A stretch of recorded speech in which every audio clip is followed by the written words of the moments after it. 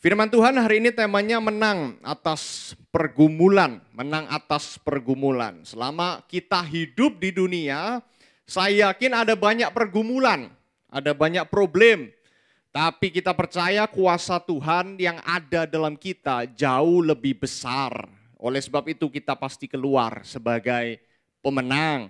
Kejadian 32 ayat 24 sampai 30 berbunyi demikian.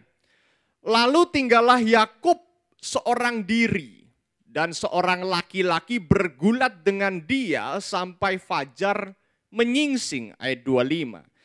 Ketika orang itu melihat bahwa ia tidak dapat mengalahkannya, ia memukul sendi pangkal paha Yakub sehingga sendi pangkal paha itu terpelecok ketika ia bergulat dengan orang itu. Ayat 26, lalu kata orang itu, biarkanlah aku pergi karena fajar telah menyingsing, sahut Yakub. Aku tidak akan membiarkan engkau pergi jika engkau tidak memberkati aku. Ayat 27. Bertanyalah orang itu kepadanya, siapakah namamu? Sahutnya Yakub. 28. Lalu kata orang itu, namamu tidak akan disebutkan lagi Yakub tetapi Israel. Sebab engkau telah bergumul melawan Allah dan manusia dan engkau menang. Ayat 29. Bertanyalah Yakub, katakanlah juga namamu. Tapi sahutnya, mengapa engkau menanyakan namaku? Lalu diberkatinyalah Yakub di situ. Ayat 30, Yakub menamai tempat itu Peniel. Sebab katanya, aku telah melihat Allah berhadapan muka, tetapi nyawaku tertolong. Nah malam itu Bapak Ibu, Yakub tinggal seorang diri. Dan ketika Yakub tinggal seorang diri, tiba-tiba dalam keadaan gelap, tidak ada siapa-siapa di situ, muncullah seorang laki-laki yang tidak dikenal karena gelap, wajahnya juga tidak jelas. Kemudian dia datang menyergap Yakub dan terjadilah pergumulan antara mereka berdua. Saya tolong tanya dan tolong dijawab Bapak Ibu. Kalau kita ada di posisi Yakub, malam-malam sendirian, gelap, tidak kelihatan apa-apa. Kemudian muncul seorang dan terjadi sebuah pertikaian, terjadi sebuah pergulatan di situ. Kira-kira apa yang akan kita rasakan, Bapak Ibu? Halo, sudah belum makan pagi semuanya? Sama Bapak Ibu ya. Kalau kita malam-malam nggak ada orang, tiba-tiba muncul satu orang makhluk, satu orang yang tidak dikenal bergulat dengan kita. Apa yang kita rasakan? Takut, sama seperti apa yang dirasakan oleh Yakub. Yakub malam itu pun mengalami ketakutan yang luar biasa. Karena tiba-tiba orang tidak dikenal menyergap dirinya dan terjadi pergumulan hebat di situ. Yakub pun takut. Tapi satu hal yang kita baca dari ayat tadi, ternyata dalam ketakutannya itu, ternyata pria yang malam itu ada bersama Yakub itu adalah malaikat Allah. Atau bahkan kalau kita baca, itu ternyata adalah Allah sendiri. Maka satu hal yang penting yang kita pelajari dalam pergumulan kita yang seringkali kita takut pun, ada kehadiran Allah di situ.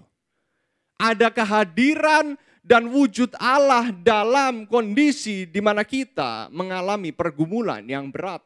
Nah hari ini lewat pergumulan Yakub dengan pria yang tidak dikenal yang kemudian kita pelajari bahwa itu Allah. Ada beberapa hal penting yang kita bisa pelajari dan kita bisa belajar lewat kebenaran ini supaya bisa memberkati setiap kita. Yang pertama, kebenaran yang pertama adalah Tuhan menggunakan masalah untuk melumpuhkan andalan kita. Tuhan menggunakan masalah untuk melumpuhkan semua andalan kita. Ayat 25 tadi ngomong gini, ketika orang itu melihat bahwa ia tidak dapat mengalahkan Yakub, ia memukul sendi pangkal paha Yakub sehingga sendi pangkal paha itu terpelecok ketika ia bergulat dengan orang itu. Dalam pergumulan itu yang dipukul oleh orang itu adalah sendi pangkal paha Yakub. Bapak Ibu yang saya kasih dalam Tuhan, yang menopang kita semua untuk bisa berdiri tegak hari ini, itu bukan leher kita. Bukan juga perut kita, bukan juga kepala kita, bukan. Yang menopang kita untuk bisa berdiri tegak hari ini, itu sendi pangkal paha yang ada di sini nih. Yang ini kalau sampai keliru aja posisinya, saya yakin kita semua tidak bisa berdiri. Cuma bisa terbaring di atas kasur. Dan yang membuat sendi pangkal paha ini kuat, itu karena ada di posisinya. Dan malam itu ketika Yakub bergumul dengan orang yang tidak dikenal itu, yang dipukul adalah sendi pangkal pahanya. Pusat kekuatan Yakub. Bapak Ibu yang saya kasih Tuhan, seringkali dalam problem, dalam pergumulan, dalam masalah, Tuhan mengizinkan, ya, Tuhan mengizinkan, bukan Tuhan yang memberi persoalan. Tuhan mengizinkan persoalan itu datang, tujuannya supaya semua kekuatanmu, semua andalan kita itu dilumpuhkan. Semua orang tidak sanggup menghadapi masalah dirinya sendiri dengan kekuatan pribadi. Mungkin ada yang berpikir, oh dulu gua pinter, oh gua ranking 1 waktu sekolah, dulu lulus cum laude. Akan ada masanya semua kepintaran kita tidak akan pernah bisa membantu kita dalam pergumulan. Oh, gua punya duit banyak. Banyak orang kan mengagungkan uang. Oh, gua punya duit banyak, gua punya deposito banyak, gua punya harta berlimpah-limpah. Akan ada masanya. Harta tidak akan menyelamatkan. Covid kemarin menjadi pelajaran. Ada orang hartanya berlimpah-limpah. Dulu ada seorang pelayan Tuhan di sini, memimpin pujian, itu kaya saudara, kaya benar-benar kaya. Tapi waktu Covid kemarin, dia itu sampai kena Covid datang ke rumah sakit, sama rumah sakit ditolak. Oh saya punya duit loh. Dia bahkan bawa kasur sendiri saudara. Udahlah yang penting saya diterima bisa dirawat di rumah sakit ini. Saya bawa kasur sendiri nggak apa-apa. Tapi rumah sakit ngomong apa? Maaf Pak, kami tidak bisa karena sudah penuh. Harta tidak bisa menyelamatkan. Akan ada masanya duit tidak bisa menyelamatkan. Dan orang itu meninggal, sudah meninggal karena Covid. Akan ada masanya harta duit tidak bisa menyelamatkan. Oh saya punya koneksi, saya punya teman, saya kenalannya itu pejabat-pejabat. Akan ada masanya semua orang yang kita kenal tidak bisa menyelamatkan kita dalam pergumulan. Tapi hari ini kita belajar lewat masalah, lewat problem, Tuhan izinkan terjadi. Supaya semua andalan kita, semua yang kita andalkan, itu dilumpuhkan. Dan kita bergantung hanya kepada Tuhan. Itu satu hal yang penting. Berapa banyak orang suka mengandalkan kekuatannya sendiri, mengandalkan kehebatannya sendiri. Mengapa Tuhan izinkan pusat kekuatan kita lumpuh? Supaya kita belajar bahwa satu-satunya yang setia dan bisa menolong kita hanyalah Tuhan Yesus Kristus. Yang setuju katakan amin. Dan kasih kemuliaan untuk Tuhan. Jadi yang pertama lewat masalah, semua pusat kekuatan dan andalan kita dilumpuhkan. Supaya kita bergantung hanya kepada Tuhan. Pelajaran yang kedua, lewat problem ada satu hal yang kita bisa pelajari bahwa setiap masalah memiliki batas waktu. Semua orang katakan batas waktu. 2, 3, batas waktu. Jangan berpikir bahwa masalah ini tidak ada ujungnya. Setiap masalah itu sebesar apapun problem, sebesar apapun pergumulannya, pasti akan berakhir. Ada ujungnya. Ayat 26 tadi ngomong gini nih. Lalu kata orang itu, biarkanlah aku pergi karena fajar telah menyingsing. Berhenti sampai di situ. Sedahsyat apapun pergumulan kita akan berakhir. Harus berakhir. Karena fajar akan menyingsing. Biarkan aku pergi. Masalah itu pun juga akan pergi. Karena fajar akan menyingsing. Matahari sebentar lagi terbit. Sebesar apapun problem. Sebesar apapun pergumulan kita semua. Itu ada ujungnya. Ada akhirnya. Kalau kita beli di supermarket atau minimarket produk makanan, itu biasanya di bawahnya ada tanggalnya. Tanggal apa itu Bapak Ibu? Nah, tanggal expirednya. Tanggal kadaluarsanya. Banyak orang kalau beli makanan ngelihat yang kadaluarsanya paling lama. Supaya apa? Supaya bisa bertahan lama. Sebenarnya problem kita pun semua masalah kita itu juga sama. Ada tanggal expirednya. Hanya kita tidak tahu kapan expirednya. Bisa jadi dipelototin aja masalah itu akan lewat. Bisa jadi masalah itu sebulan. Bisa jadi masalah itu 2 bulan. Tapi bisa jadi masalah itu juga 3 tahun. Yang pasti akan berakhir. Setiap problem dalam hidup ini pasti akan berakhir. Oleh sebab itu perlu namanya kita bertekun tuh. Tekun aja.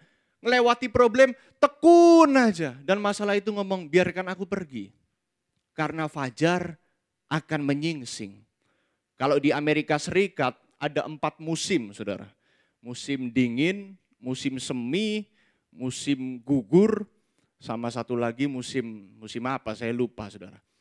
Kalau di Indonesia kita mengenal 3 musim, Bapak Ibu. Musim gugur, musim kemarau, musim hujan, dan musim banjir, betul ya. Itu yang terjadi di Indonesia. Nah kalau di Amerika itu ada namanya musim dingin. Musim dingin semua rumput kelihatan mati tuh. Rumput-rumput yang indah, luar biasa, kelihatan mati. Warnanya coklat tua. Tapi sebenarnya rumput itu kelihatan mati. Tapi tidak mati. Karena dalam kondisi musim dingin. Setelah musim dingin akan ada namanya musim semi. Musim semi itu semuanya kemudian kelihatan membaik. Musim dingin tidak bertahan. Dia akan berlalu karena berganti ke musim semi. Semua kelihatannya mati. Tapi kemudian lama-lama masuk musim semi. Itu semua rumput yang awalnya kelihatan mati. Kelihatan tidak ada kehidupan. Kemudian mulai menunjukkan warnanya. Dan kelihatan segar menjadi hijau. Dalam hidup ini tidak selamanya musim dingin. Dalam hidup ini tidak selamanya kelihatan mati. Kok problemnya kelihatan berat? Semua problem akan berakhir. Tetapi memang perlu ketekunan dalam bertahan menghadapi permasalahan. Oleh sebab itu kalau ada dalam masalah, kalau hari ini menghadapi problem, kalau hari ini menghadapi pergumulan, bertahan. Bertahan dalam problem. Jangan bunuh diri, saudara. Karena dikit-dikit hari-hari ini bunuh diri. Karena masalah berat dikit, bunuh diri. Kelihatannya, dibully dikit, bunuh diri. Saya bilang rapuh banget kok dikit-dikit mati. Saya setiap hari ngadepin masalah. Bukan masalah saya, masalahnya orang lain. Orang utang gak bayar, dilecehkan, diselingkuhin, rebutan warisan sama papi maminya. Itu setiap hari tuh. Masalah orang silih berganti. Dan memang diperlukan ketahanan dalam menghadapi problem. Jangan dikit-dikit, gue nyerah lah, gue loncat dari lantai 20, loncat dari lantai 30. Loncat dari lantai 30 tidak menyelesaikan problem. Itu menambah problem baru. Menambah masalah baru. Dan jangan tanya masuk surga atau neraka. Karena udah jelas tuh. Seumur-umur belum pernah saya baca tafsiran Yudas Iskariot masuk surga. Belum pernah saya baca. Tidak tahu kalau ada kemudian terbitan baru yang ngomong Yudas masuk surga. Dan oleh sebab itu setiap masalah ada ujungnya. Ada endingnya. Bertahan menghadapi masalah. Terus percaya karena setiap masalah ada batas waktunya. Pembelajaran yang ketiga yang kita pelajari hari ini. Bahwa setiap masalah itu mengubah hidup kita. Setiap masalah itu mengubah hidup kita. Kalau hari ini kita menghadapi problem, tidak ada problem yang kebetulan. Tidak ada pergumulan yang kebetulan. Setiap masalah itu datang seizin Tuhan. Jadi Tuhan izinkan masalah itu datang dalam kehidupan ini. Tuhan tidak memberi masalah ya. Karena ada orang ngomong masalah ini datang dari Tuhan. Tuhan tidak memberi masalah. Masalah itu datang atas seizin Tuhan. Jadi Tuhan hanya mengizinkan masalah itu datang. Nah, kenapa kok Tuhan izinkan masalah itu terjadi dalam hidup kita? Kejadian 32 ayat 27 sampai 28 tadi ngomong gini. Bertanyalah orang itu kepadanya, siapakah namamu? Sahutnya, Yakub. Ayat 28, lalu kata orang itu, namamu tidak akan disebutkan lagi Yakub, tetapi Israel. Sebab engkau telah bergumul melawan Allah dan manusia, dan engkau menang. Ada satu perubahan yang luar biasa ketika orang itu tanya, siapa namamu? Yakub. Lalu orang itu ngomong, namamu mulai hari ini bukan Yakub, tapi Israel. Banyak orang berpikir, wah ini cuma perubahan nama, enggak ada artinya. Ada seorang penulis buku yang terkenal namanya William Shakespeare, dia bilang nama itu enggak ada artinya. Semua nama sama aja.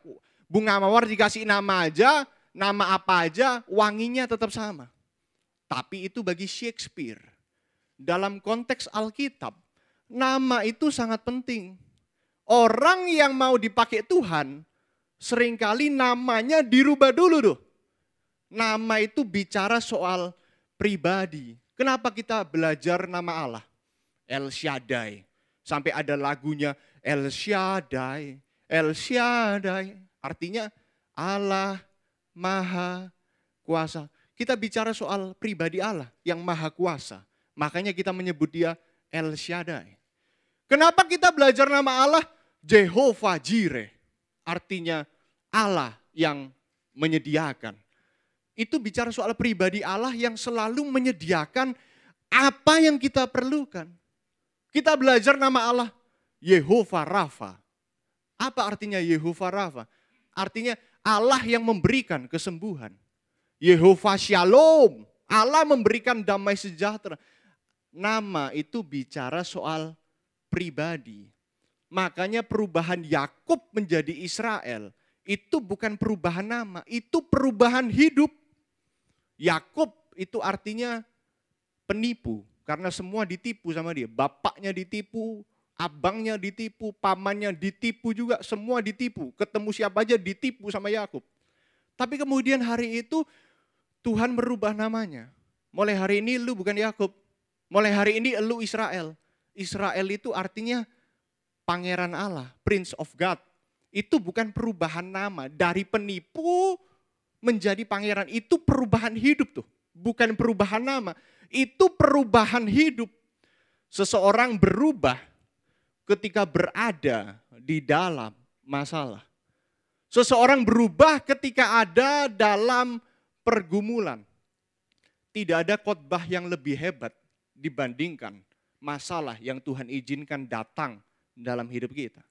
Orang dikhotbahin 10 kali rendah hati, belum tentu dia jadi rendah hati. Orang dikhotbahin 10 kali suruh tekun doa, belum tentu dia jadi tekun doa. Tapi coba satu kali aja, ditinggal kabur suaminya. Itu dari yang tidak pernah muncul doa, tiba-tiba datang doa malam. Ujuk-ujuk. Kita kaget, kok tiba-tiba ibu ini bisa datang doa malam. Oh ternyata ditinggal kabur suaminya. Padahal dikhotbahin 10 kali tekun doa, belum tentu dia datang doa malam. Orang dikhotbahin 10 kali suruh rendah hati, tetap aja dia jalan petetang-peteteng kayak tidak bisa mati saudara. Tapi coba satu kali aja, Tuhan izinkan bangkrut terjadi dalam hidupnya. Tuhan izinkan utangnya sama orang tidak dibayar. Duitnya ditilep sama orang lain. Satu kali aja. Itu dia bisa rendah hatinya minta ampun. Saudara. Bisa datang ke pendeta. Bisa datang, Pak tolong bantu doa Pak. Saya dalam permasalahan. Biasanya nggak pernah tuh kayak gitu tuh. Kenapa? Karena setiap masalah itu merubah hidup kita. Kalau ada problem itu bukan kebetulan. Itu seizin Tuhan. Untuk merubah karakter, untuk merubah karakter orang yang seringkali dikhotbahin susahnya minta ampun. Makanya jangan komplain, kok Tuhan izinkan hal ini menimpa hidupku. Supaya lu berubah, supaya lewat permasalahan itu belajar, oh ternyata ini loh maksud Tuhan, ini loh tujuan Tuhan. Jadi rendah hati, jadi tidak sombong, jadi suka memberi, jadi suka bantu orang. Kalau tidak Tuhan izinkan masalah terjadi, hidupnya belum tentu berubah. Pelajaran yang keempat yang kita pelajari. Sesudah masalah pasti ada berkat. Saya tambah ini, semakin besar masalahnya, semakin besar berkatnya. Ayat 29 tadi ngomong gini, bertanyalah Yakub, katakanlah juga namamu. Tapi sautnya, mengapa engkau menanyakan namaku? Lalu diberkatinyalah Yakub di situ. Yakub itu terima berkat yang mengubah hidupnya. Dari yang awalnya dia hidup dengan banyak masa lalu yang kelam, dia terima berkat yang mengubah hidupnya. Bahkan yang membuat dia berani ketemu kokonya sendiri. Itu ketika dia setelah bergulat dengan pria yang tidak dikenal itu. Pada malam itu hidupnya diberkati sesudah pergumulan. Lewat masalah yang kita hadapi selalu ada berkat sesudah masalah. Karena masalah itu fase persiapan. Orang kalau tidak disiapkan dulu, terima berkat, kaget dia. Orang tidak pernah pegang duit 1 miliar. Suatu hari dia diberkati 100 miliar. Oh bingung saudara, ini duit mau dikemanakan? Coba saudara bayangkan dulu aja. Pernah megang 1 miliar? Belum, sama saudara, tidak apa-apa. Orang belum pernah megang 1 miliar, lalu dikasih 100 miliar sama Tuhan. Coba kita renungkan. Kira-kira kalau kita dapat duit 100 miliar, buat beli apa? Mixue, oh jangan saudara, mandi nanti. Buat beli apa kalau kita punya 100 miliar? Bingung kan? Karena sebenarnya masalah itu fase persiapan yang Tuhan izinkan untuk terima berkat. Kalau orang tidak disiapkan dulu, terima berkat, kaget dia. Saya sering banyak baca artikel mengenai orang yang menang lotre di Amerika Serikat. Banyak orang itu menang lotre di Amerika Serikat yang gosok kupon, tiba-tiba lalu dapat duit bergelimang sebanyak-banyaknya, bahkan bisa sampai triliunan.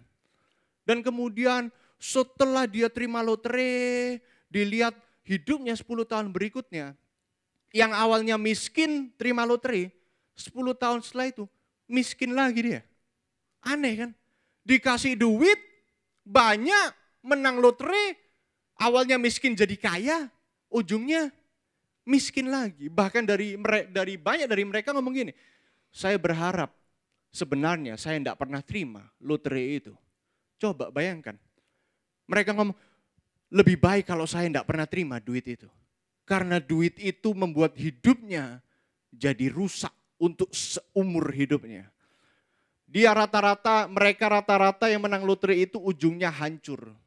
Jawabannya cuma satu, karena banyak orang ketimplok berkat besar, tapi tidak ada persiapan. Banyak orang menerima berkat tanpa persiapan. Kalau hari ini kita dalam masalah, itu adalah fase persiapan. Semua orang katakan persiapan, 2, 3, persiapan. Kalau orang tidak disiapkan dulu, kalau orang tidak melewati proses dulu tuh, maka dia akan kaget ketika terima berkat. Alkitab ngomong sesudah pergumulan itu, sesudah bergulat dengan orang itu, diberkatinyalah Yakub di situ.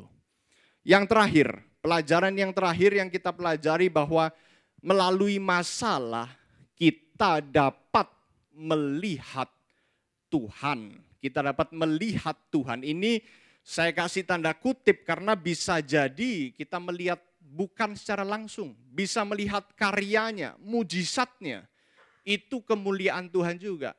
Kalau hari ini ada orang nih berdoa, Tuhan aku rindu melihat kemuliaan Tuhan. Aku pengen ngelihat Tuhan. Sebenarnya sama aja dengan ngomong, Tuhan kasih aku masalah gitu tuh. Karena lewat masalah seringkali kita dapat melihat kuasa Tuhan. Di kondisi ekstrim kita melihat kuasa Tuhan. Ayat yang ke-30 ngomong gini, Yakub menamai tempat itu Peniel. Sebab katanya, aku telah melihat Allah berhadapan muka, tetapi nyawaku tertolong. Bisakah hari ini kita menamai tempat ini Peniel? Aku melihat Tuhan. Aku berhadapan muka dengan Tuhan. Dan aku ditolong. Minggu lalu saya habis pelayanan dari Malang, saudara. Selesai pelayanan, ada seorang anak remaja pemuda datengin saya. Terima kasih. Tadi khotbahnya itu cocok banget buat saya. Dia itu awalnya bukan orang percaya dari tetangga sebelah. Semua keluarganya gak ada yang beragama, ateis. Dia non-Kristen dari tetangga sebelah. Tapi dia waktu kecil pernah diajak ikut sekolah minggu. Pernah diajak datang sekolah minggu sekali aja. Nah, beberapa bulan yang lalu dia jatuh sakit, menderita kanker hati stadium 4. Penyakit kronis yang dia sudah divonis dokter tinggal 2 bulan lagi waktunya.